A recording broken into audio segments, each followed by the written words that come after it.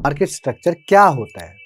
इस सीरीज में मैं आपको बताने वाला हूँ कि मार्केट स्ट्रक्चर कैसे। मेरा वीडियो कभी भी प्राइवेट हो सकता है।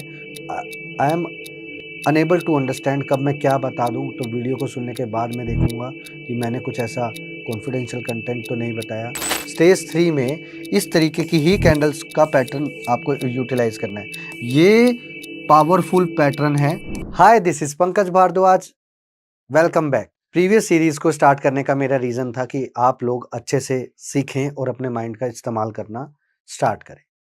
तो मैंने देखा कुछ बहुत सारे लोगों का क्वेरीज आया कि आपने ये सिखाया, उसमें मैंने ये ऑब्जर्व किया, अलग से ये लगाओगे तो इससे अच्छा रिजल्ट मिल रहा है। सर मैंने ये स्कैनर बनाया, ये क्वेरी बनाया। So I am very much impressed कि मेरे दिए हुए टेक्निक पे लोगों ने अपना माइंड लगाया।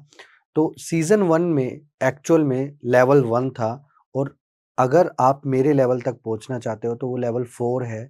लेवल 4 तभी समझ में आएगा जब आपको लेवल 2 और 3 क्लियर हो। तो ये ध्यान रखना आप। लेवल 4 में इन्वेस्टिंग का भी होता है, तो इस वजह से मैंने लेवल 2 स्टार्ट करने की कोशिश की है। तो मुझे वैसे ही आप लोगों का प्यार चाहिए। तो हम सीखेंगे मार्केट स्ट्रक्चर कैसे समझें, कैसे जानें, कौन सा टाइम फ्रेम, विच कैंडल पैटर्न, कैसे करना है, कब करना है, सब इसी वीडियो में सीखेंगे। वीडियो को भगाकर मत देखना, क्योंकि अब वीडियो शॉर्ट वीडियो होंगी content related.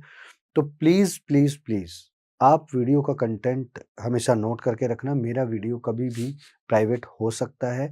I am unable to understand कब मैं क्या बता दूं, तो वीडियो को सुनने के बाद मैं देखूंगा कि मैंने कुछ ऐसा कॉन्फिडेंशियल कंटेंट तो नहीं बताया जिसकी वजह से मुझे वो वीडियो प्राइवेट करना पड़ेगा। राइट, तो आइए चलते हैं। प्रीवियस पार्ट में मैंने आप लोगों को बताया था कि मार्केट स्ट्रक्चर क्या होता है। इस सीरीज में मैं आपको बताने वाला हूं कि मार्केट स्ट्रक्चर कैसे हम लोग आइडेंटिफाई करेंगे और मुझे किन किन चीजों का इस्तेमाल करना है मार्केट स्ट्रक्चर को जानने के लिए। अक्सर आप लोगों ने देखा होगा, कोई स्टॉक अगर नीचे जाता है और उसके बाद वो थोड़ा कंसोलिडेट करता है, जिसको लोग बोलते हैं एक ही लेवल पे कुछ समय बिताना, उसको कंसोलिडेशन बोलते हैं। फिर उसके बाद वहां से रेंज ब्रेकआउट होके आता है। रेंज 2, स्टेज 2 कितना पावरफुल है, स्टेज 3 कितना पावरफुल है, तो स्टेज 4 कितना पावरफुल है। तो आज मैं आपको उन्हीं सब चीजों का एक विश्लेषण करके बताऊंगा कि ये कैसे किया जाता है। राइट, मार्केट स्ट्रक्चर में स्टेज 1, स्टेज 2, स्टेज 3 और स्टेज 4 होता है। तो आज हम इस वीडियो के दौरान से सीखेंगे स्टेज 1 कैसे आइडेंटिफाई होता है, कैसे हमें पता लगता है कि स्टेज 1 स्टार्ट हो गया है। राइट, देखो स्टेज 1 में हम लोगों को फोकस करना है मूविंग एवरेज। अब मैं आप लोगों को जो बताने जा रहा हूं, ये स्ट्रक्चर फाइंड करने का तरीका है। That is not the way of working. Right, पहले हम सीखेंगे कि इसको फाइंड कैसे करना है इजीली। तो मैंने इसके अंदर 8 और 13 का मूविंग एवरेज को यूज करूंगा, वो भी एसएमए। ध्यान से मेरी बात को समझना, ये मत बोलना एसएमए की जगह ईएमए कर सकते हैं क्या, रोटी की जगह चावल खा सकते हैं क्या, वो नहीं करना हमें। हमें सिर्फ क्या करना है, जिस लॉजिक को मैं बता रहा हूं उसी लॉजिक को फॉलो करना है। राइट, अब मैंने आपको क्या बताया कि आप लोगों को 8 और 30 एसएमए का यूज करना है, और ये 8 और 13 एसएमए का यूज आप लोगों को क्या क्या करना है, कौन से टाइम फ्रेम में करना है, ये मैं बताता हूं आप। राइट, सबसे पहले अगर आप एक स्विंग ट्रेडर हो तो आई सजेस्ट यू कि एक आप लाइट व्यू बना सकते हो। राइट, कि आप लाइट व्यू बना सकते हो कि आप उस पैटर्न को 1 आवर में यूज करो या 4 आवर में। अगर मेरी बात मानो तो 4 hour will be the best, क्योंकि डेड कैट बाउंस ये इजीली आपको बता देगा।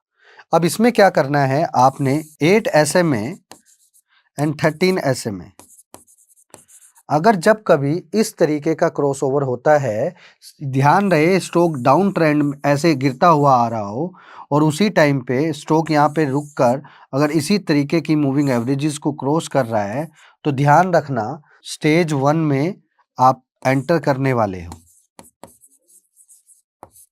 राइट, अभी मैंने जो आपको बताया ये स्टेज 1 का आइडेंटिफाई मेथड है कि 8 और 13 को क्रॉस करेगा 4 आवर्स में, तो वो स्टेज 1 कहलाएगा।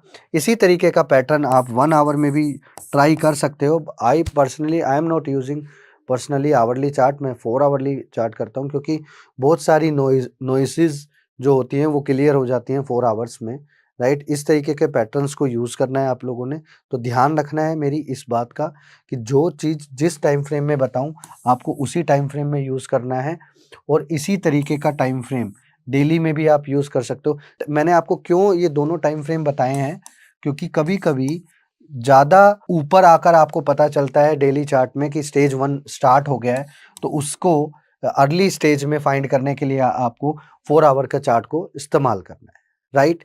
इन सब चीज़ों को आप अच्छे से नोट कर लेना। अब आते हैं स्टेज 2 पर। स्टेज 2 में आपने हमेशा ध्यान रखना है, स्टेज 2 में आपने ब्रेकआउट का गेम करना है। स्टेज 2 कैसे पता चलता है कि ये स्टेज 2 है या स्टेज 1 है? तो अगर आप चेक करोगे तो स्टेज 1 जहाँ पे मूविंग एवरेज क्रॉस हो जाएगी और प्राइस आकर एक सडनली एक फ्रेम में रुक जाएगा, जहाँ एवरेज हो सकता है क्रॉस भी कर दे, तो आपको घबराना नहीं है, क्योंकि ऑलरेडी पहले एक स्टेज 1 हो चुका है। तो आपने घबराना नहीं है, आपने वेट करना है कि प्राइस एक रेंज में रुक जाए लाइक दैट, और आपने इस टाइम पर एक ही कैंडल पैटर्न को फाइंड करना है। वो मैं अभी आपके सामने बता देता हूं। फर्स्ट कैंडल रेड होगा, सेकंड कैंडल ग्रीन होगा, राइट। इस तरीके का होगा। ध्यान रखना इस ग्रीन कलर की कैंडल का लो इसके नीचे ना हो। तो ये स्टेज 2 में आप लोगों को ध्यान रखनी है ये चीज कि स्टेज 2 में इसी तरीके की कैंडल का इस्तेमाल करना है आप लोगों ने, और उसके बाद में आपको पता चलेगा कि स्टेज 2 क्लियर हो चुका है और आप इसमें आइडेंटिफाई कर सकते हो, एंट्री कर सकते हो। तो स्टेज 3 में हम लोगों को क्या करना है, जब स्टेज 2 क्रॉस करके ऊपर आता है तो यहाँ पे हमें पावरफुल और नॉन पावरफुल मैं दोनों तरीका बताता हूँ। पावरफुल तरीका क्या है, यहीं पे ही शेर का पंजा पार्ट 2 काम करेगा, वही आपको बताएगा कि ये किस तरीके का है, राइट। अब ये इस तरीके का पैटर्न बनेगा। अगर आप पहला कैंडल ग्रीन होगा, दूसरा कैंडल रेड होगा, और जो रेड कैंडल का हाई होगा वो उसके ऊपर नहीं होगा। पहला कंडीशन ये है कि इस तरीके का आइडेंटिफाई आपको मिल जाएगा और इजीली आप उसको भाप लोगे, ठीक है। ये है शेर का पंजा पार्ट 2, जिसमें आपको एग्जैक्टली पावरफुल तरीके का होगा। सम टाइम आपको एसकेपी 1 भी मिलेगा, तो आपने घबराना नहीं है। एसकेपी 1 भी मिल सकता है, शेर का पंजा पार्ट 1। तो ऐसा नहीं है कि वो नहीं चलेगा, वो भी चलेगा, बट मैंने आपको पॉसिबिलिटी जहां पर ज्यादा हो वो बताया है, राइट। तो इस चीज का ध्यान रखना। जैसे ही स्टेज 3 खत्म होगा, stage 4 is like a stage 2, right. ध्यान रखनी है आपने ये चीज। Stage 2 is equal to stage 4, right. तो जैसे यहां से एक आपने देखा, मैंने आपको ये बताया क्रॉसओवर। सम टाइम आप क्या देखोगे कि स्टेज 3 पर इस तरीके के क्रॉसओवर नहीं होंगे, वहां पे आपको कैंडलस्टिक पैटर्न को आइडेंटिफाई करना है, स्टेज 3 कैच करना है। जब स्टेज 4 आएगा उस केस में ये मूविंग एवरेज यहाँ पे बताएगा आपको कि स्टेज 4 में एंटर हो चुका है, और ये मूविंग एवरेज ऐसे बताएगा 8 SMA 13 SMA को क्रॉस करेगी, राइट। तो वो बताएगा आपको स्टेज 4। तो ध्यान रखना मेरी इस बात को।